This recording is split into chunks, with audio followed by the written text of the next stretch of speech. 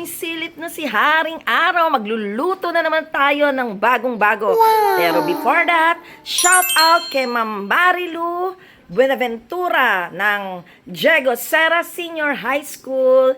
Thank you sa support. Ready na tayong magluto. Bye-bye! Hello mga ka-joiners!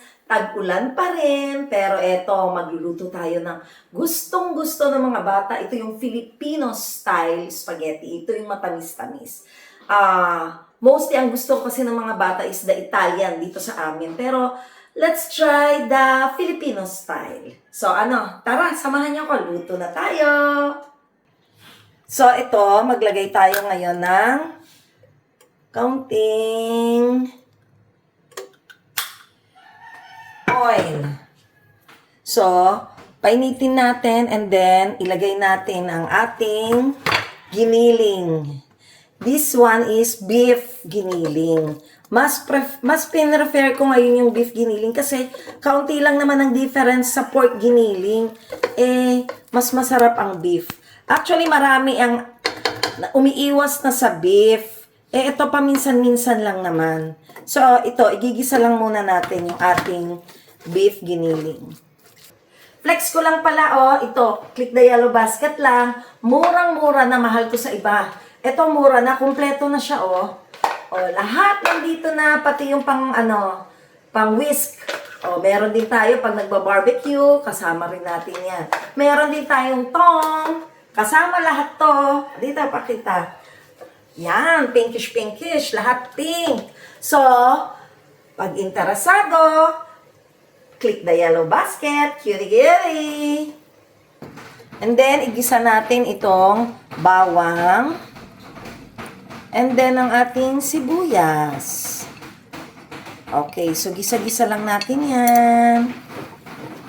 Tandaan nyo, pag nagtubig yung ating giniling na baka, hayaan lang nating matuyo at lalabas din yung sarili niyang mantika. Ngayon, pag masyado ng maraming mantika, salain nyo lang, bawasan nyo ng mantika para hindi naman siya, lumulutang sa mantika. So, intayin lang natin siya na magisa. Then, maglagay tayo ng carrots. Ibang ibang klaseng spaghetti to. Lalagyan natin yan ng carrots para makakain ng hindi nalalaman ng ating mga kids na mayroon pala siyang gulay. Then, maglagay din tayo ng red bell pepper and green bell pepper. O tinatawag natin capsicum. Yan. So, yan. Gigisahin lang natin sila hanggang sa maluto na yung ating mga gulay. Then, mag-add tayo ng tomato paste. Mga 3 tablespoon ng tomato paste. Okay. Then, hahaluin lang ulit natin. Yan. See, ang ganda na ng color. Then, ilagay na natin ang ating hotdog. Aray ko, dumikit ako. Teka lang, dahan-dahan. Okay, so, intayin natin maluto yung ating hotdog. Then, lagyan natin ng pineapple. Sweetened to Sweetened pineapple juice. Yan. Teka, ginaluto. Yun. Okay. So, ayan. Isi-simmer lang natin. Then, maglagay tayo ng isa lang na beef cubes. Pero nasa sa inyo kung gusto nyo pang maglagay. Nilagyan ko lang ng isa lang para mas malasa yung kanyang beef. So, hayaan, uli natin maluto yung ating hotdog. Then, lagay tayo ng paminta. Yes, maraming paminta ang gusto ni ka-joiners. Then, lagay tayo ng asin. And then, oyster sauce.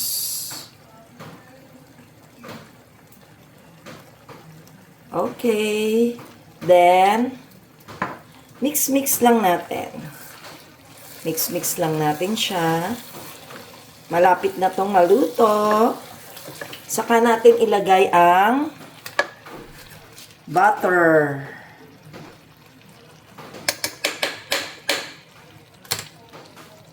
Okay, so hayaan lang natin na matunaw ang butter.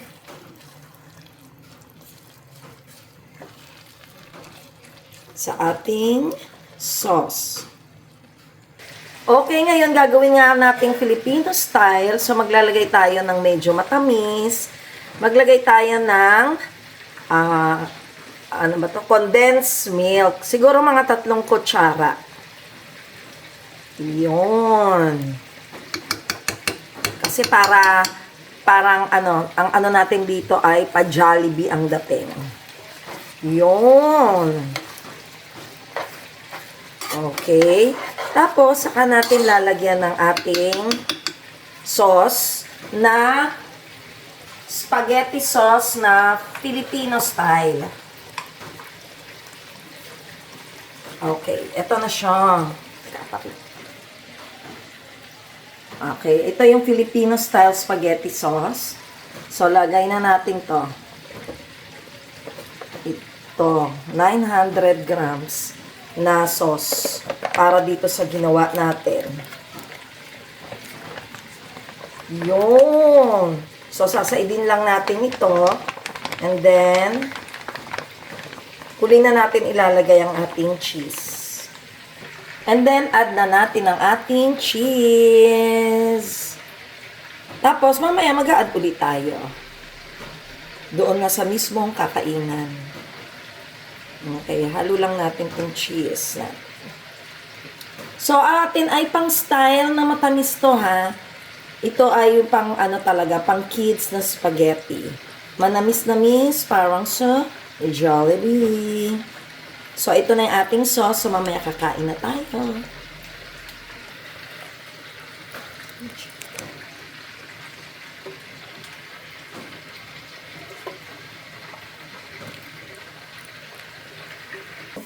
Okay, let's taste! Ito ay first time ko magluto kasi ng matamis na spaghetti. Kasi nga, ang gusto ng mga kids ko ay pang Italian. Pero mukhang masarap kasi. At saka, kumakain naman sila pag mga Jollibee eh. So, ganito lang ang taste niya. Lalagyan na natin ng cheese. So, tikiman time! Kaunti lang kasi gusto ko pang sumabay sa kanila. Pag marami akong kinain, hindi na ako makakasabay. So, ito na.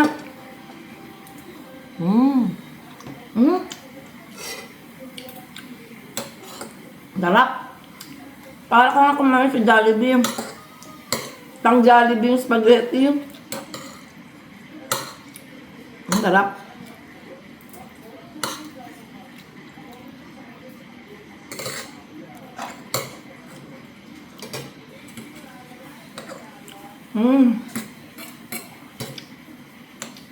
Matutuwa ang mga kids nyo dito, lalo na yung mga bulinggit na kids. Try nyo to.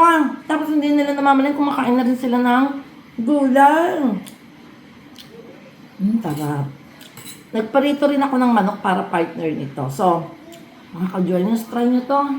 And enjoy the food. Ano pang iniintay?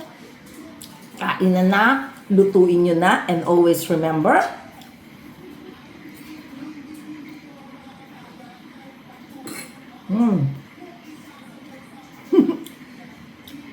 happiness is joy.